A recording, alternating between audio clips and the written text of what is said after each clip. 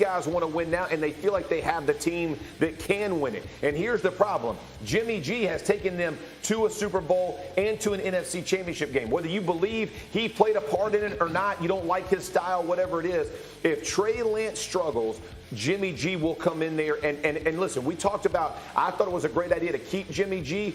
After the last preseason game, I did not feel that way for this exact reason. It could split the locker room, and when vets go into Shanahan's offense, because that'll be the first guys to go in and go, hey, Lance ain't getting it done, Jimmy G will be the guy who comes in. Now, Mike T has been making this point for a while, but Jeff Darlington, you said a really interesting thing in our meeting this morning that I wanted you to share here for everybody to hear about a similar situation you've seen up close in Miami. Well, you know, it's funny. I was literally just thinking about that same thing with Ryan Fitzpatrick replacing Tua midway through the season on a number of occasions off the bench, essentially. Here's the difference. It's even worse if that happens with the 49ers because this is the second year for Trey Lance where he should be taking over as the team after they traded up for him.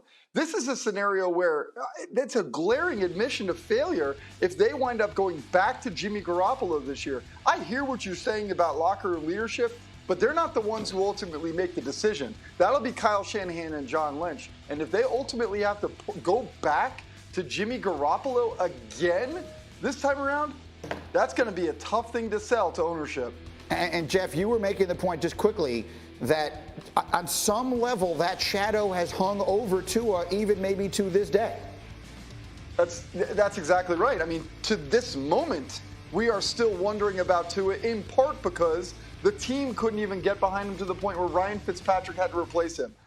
Tua is trying to escape that shadow, and Mike McDaniel's doing a great job of it, of trying to empower him. But ultimately, that's the reason we're there, because people wondered if Tua could be that guy, because even Ryan Fitzpatrick had to come in on several occasions to replace him. Go Mike T. Yeah, Greedy, I see it differently than Jeff, because when you sit in a seat of leadership in the NFL and veterans like a Trent Williams, a George Kittle, Deebo Samuel knock on your door and say, hey, Jimmy G gives us a better chance to win than Trey Lance, it's hard to ignore that. They have a really good team in San Francisco. Trey Lance has an undeniable future, but Greeny, he's only thrown about 380 passes since high school. Undeniable. There are going to be massive growing pains, and guys like Trent Williams are going to be like, I don't want him to learn on my dime. I want to win right now. And oh, by the way, this guy, Jimmy G, got us to the Super Bowl and the championship game in the last 3 years. What'd you say, Jeff?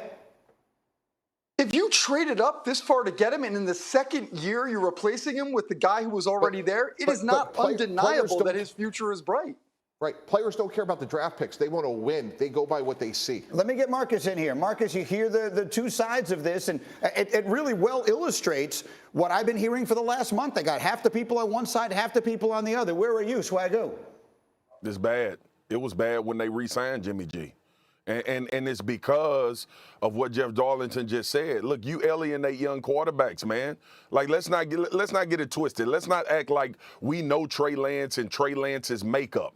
When you re-sign Jimmy Garoppolo, who, by the way, played in the NFC championship game last year.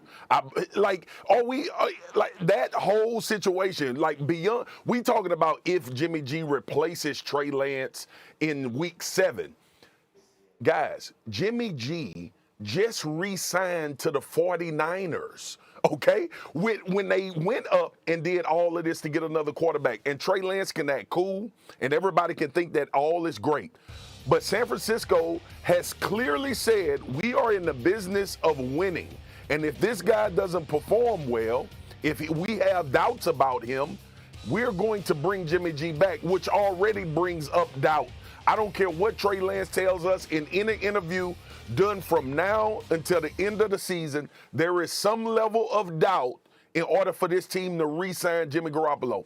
How many times have we sat on sets and talked about the psychology of young quarterbacks? What do you need to surround them with? What kind of situations do you need to put them in? And y'all telling me and Jeff Darlington that this is not, like, this is a huge deal. And this was already done when they decided to re-sign Jimmy Garoppolo. Now, on the San Francisco 49ers part, they got to do what they feel is best in order to win football games. But this is not good for Trey Lance. And if Trey Lance struggles in one game, maybe in 1 or 2 quarters, you're going to see the impacts of that as this season goes along.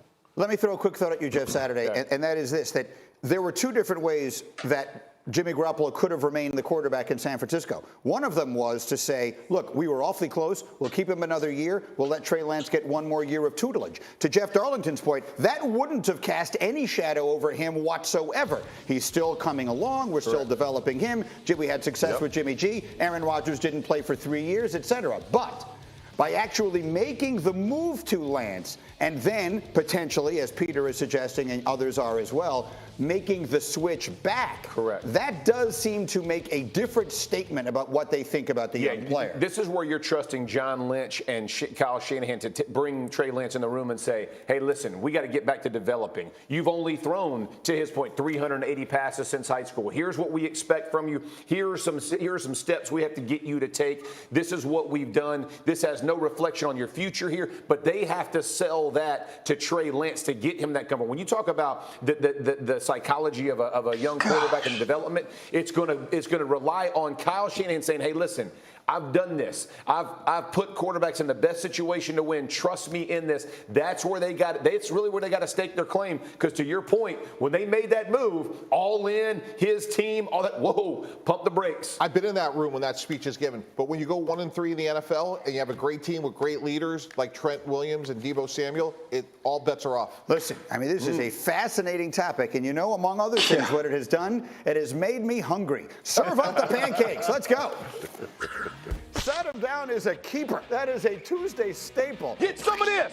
Get some of that. Throw them out the club. Swagoo, throw them out the club. You see them? 1 pancake, 2 pancakes, 3 pancakes. Ooh.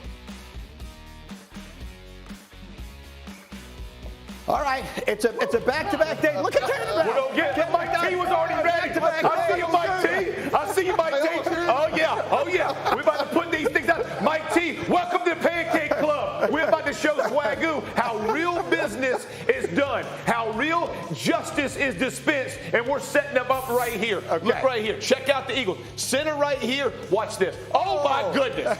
Blocking. Josh Sills. Rib platter. We talk about breakfast. How about some ribs, too? Don't try to bull rush, my boy, because you're going to get some. You're going to get some, my man. I absolutely love the physicality. This is a nest, and the way they stand over them. Swagoo, what you want for that, little man? What you want? Here, let me help you up here so your family don't see you on that grass. That's what they're talking about right there.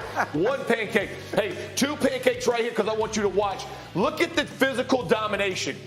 1, 2, 3. That's what we do. We just big ball dudes out the club. That's what they're doing right here. You have grown men getting pushed backwards and taking their little buddies along with them. We'll take you big boys and your buddies with you. We're throwing you all out the club. You ain't invited. 2 pancakes for that beauty. Look, 1, 2, 3. Thing of beauty. Finally, hey, listen, this won't happen again. This will not happen again.